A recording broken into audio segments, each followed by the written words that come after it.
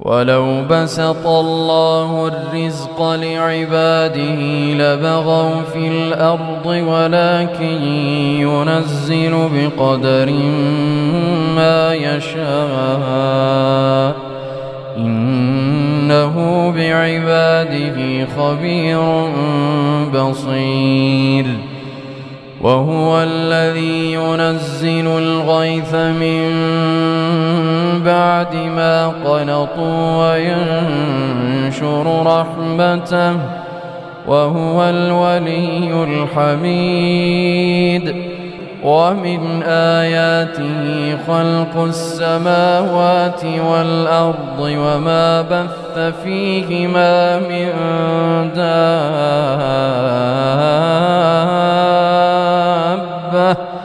وهو على جمعهم إذا يشاء قدير وما أصابكم من مصيبة فبما كسبت أيديكم ويعفو عن كثير وما أنتم بمعجزين في الأرض وما لكم من دون الله من ولي ولا نصير ومن آياته الجوار في البحر كالأعلام إن يشأ يسكن الريح فيظللن رواكد على ظهره إن في ذلك لآيات لكل صبار شكور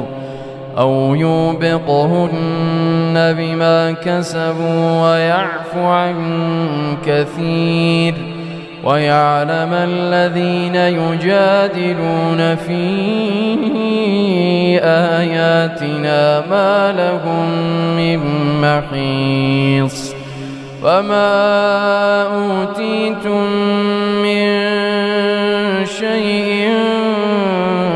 فمتاع الحياة الدنيا وما عند الله خير وأبقى للذين آمنوا وعلى ربهم يتوكلون والذين يجتنبون كبائر الإثم والفواحش وإذا ما غضبوا هم يغفرون والذين استجابوا لربهم وأقاموا الصلاة وأمرهم شورى بينهم ومما رزقناهم ينفقون والذين إذا أصابهم البغي هم ينتصرون وجزاء سيئة سيئة مثلها فمن عفا وأصلح فأجره على الله إنه لا يحب الظالمين ولمن انتصر بعد ظلمه فأولئك ما عليهم من سبيل إنما السبيل على الذين يظلمون الناس ويبغون في الأرض بغير الحق أولئك لهم عذاب أليم ولمن صبر وغفر إن ذلك لمن عزم الأمور ومن يضلل الله فما له من ولي من بعده وترى الظالمين لما رأوا العذاب يقولون هل إلى مرد من سبيل وتراهم يعرضون عليها خاشعين من الذل ينظرون من طرف خفي وقال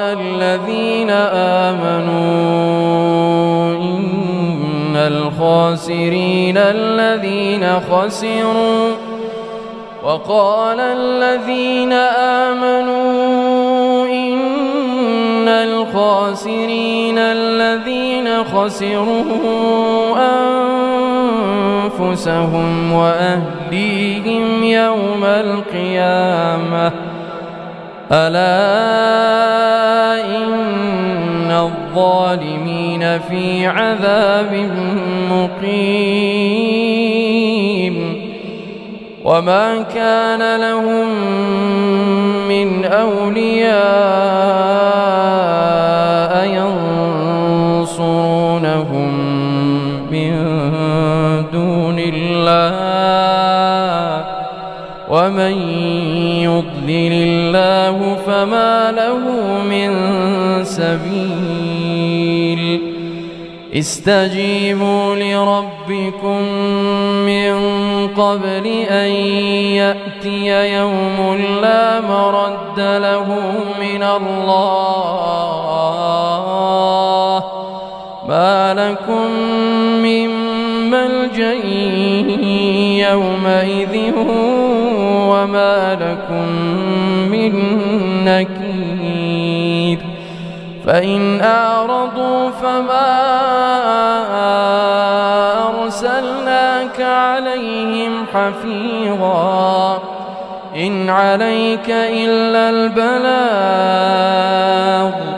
وإنا إذا أذقنا الإنسان منا رحمة فرح بها وإن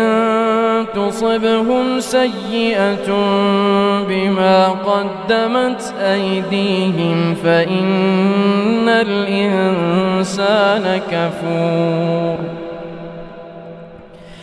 لله ملك السماوات والأرض يخلق ما يشاء يهب لمن يشاء إناثا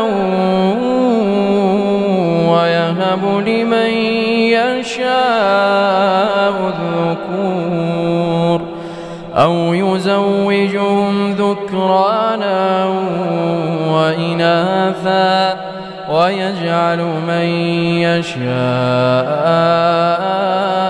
عقيما إنه عليم قدير وما كان لبشر أن يكلمه الله إلا وحيا أو من وراء حجاب أو يرسل رسولا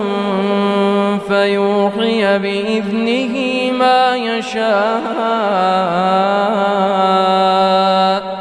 إنه علي حكيم وكذلك أوحينا إليك روحا من أمرنا ما كنت تدري ما الكتاب ولا الإيمان ولكن جعلناه نورا نهدي به من نشاء من عبادنا وإنك لتهدي إلى صراط مستقيم صراط الله الذي له ما في السماوات وما في الأرض ألا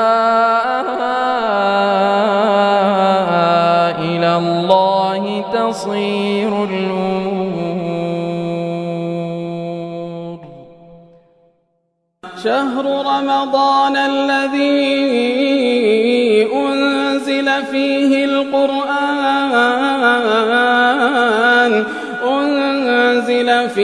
القرآن هدى للناس